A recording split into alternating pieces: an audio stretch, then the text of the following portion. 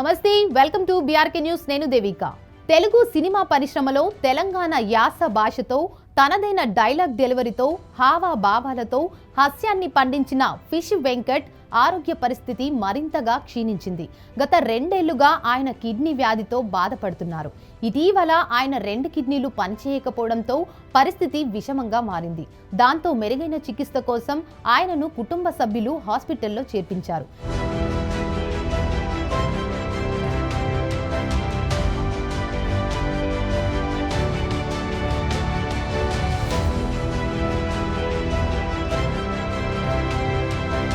ఈ సందర్భంగా ఆయన ఆరోగ్య పరిస్థితి, ఆర్థిక స్తోమత గురించి వన్ ఇండియా రిపోర్టర్ శ్రీనివాస్ చక్కిల్లా వాకబు చేశారు.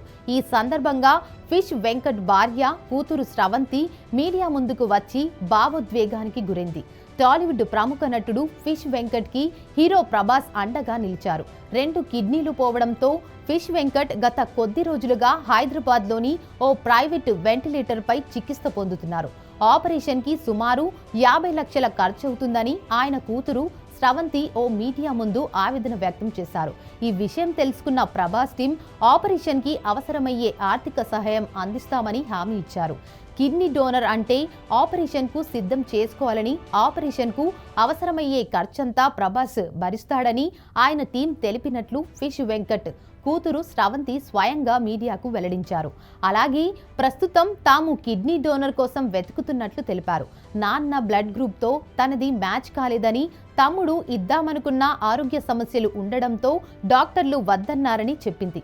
అందుకే వేరే డోనర్ కోసం అన్వేషిస్తున్నామని వివరించింది. అయితే ఫిష్ వెంకట్ గత 4 ఏళ్లుగా డయాలసిస్ పైనే జీవిస్తున్నారట. కొంతకాలంగా పరిస్థితి మరింత క్షీణించడంతో బోడుప్పల్లోని ఆర్బీఎం ఆసుపత్రిలో చేర్పించి చికిత్స అందిస్తున్నారు.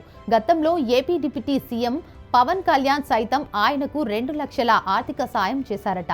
అయినా కూడా ఆయన ఆరోగ్యం కుదుట పడకపోవడంతో ఈసారి ఖచ్చితంగా ఆపరేషన్ చేయాలని, లేదంటే ప్రాణాపాయానికి ముప్పు తప్పదని వైద్యులు వెల్లడించారు. ఇక fish Venkat, Gabbar Singh, Don Seenu, Adhurs, Mirapakaya, Veera, Daruvu, Sudigadu, Subramanyam for sale, Nayak, DJ Tillu, Aadi, Bunny, Dhee, Ready, King వంటి సూపర్ హిట్ చిత్రాల్లో నటించి ప్రేక్షకులను అలరించారు.